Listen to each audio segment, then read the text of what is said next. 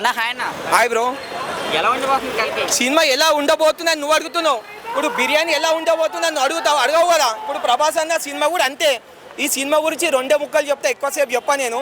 ఈరోజు మా పెద్దనాన్న లేడు కృష్ణంరాజు గారు, ఆయన ఉంటే మాత్రం మాకు పెద్ద ఆనందం, ఒక పండుగ. ఈరోజు ఈయన కూడా అన్న స్టైల్ ఎగిరిపోయింది. 20 సినిమాలకే ఇంత పేరు కమార్చుకుందంటే చాలామంది 30-40 సినిమాలు తీసిన వాళ్ళకి పేరు రాలేదు, మార్కెట్లో లేదు కూడా. మా ప్రభాస్ అన్న ఒక్క సినిమా తీస్తే 200 కోట్లు అయినది. చిన్న చిన్న హీరోలకి 10-15 దాకానే ఆగిపోయారు.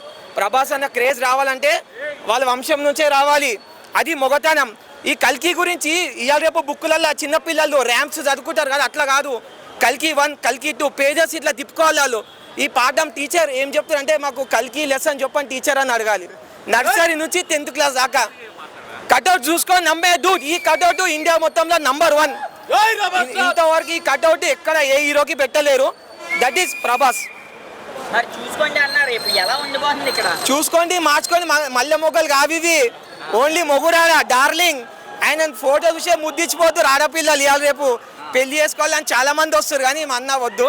మా అన్న మార్గంలో అందరం పోతున్నాం, అందరు హ్యాపీగా ఉండాలి ఆయన కోరుకుంటూ. ఇంకోటి మా అన్న అనుకున్నట్టు నిజంగా చేసి చూపించిండు, ఫ్యాన్స్ని సంతోషం పెట్టిండు. కానీ ఆయన బాధపడ్డారు, నాకు సంతోషంగా లేను. సంవత్సరంలో 3 సినిమాలు తీసాను, 3 సినిమాలు తీసి చూపించిండు, అది ఆయన మొగతనం. టికెట్స్ దొరక చాలా మంది టికెట్స్ దొరకలేమంటే అన్న కోసం ఎంత పెట్టానో చూడాలి, అది అన్నది. That is rebel star. పులి కడుపులో పులే ఊరుతుంది.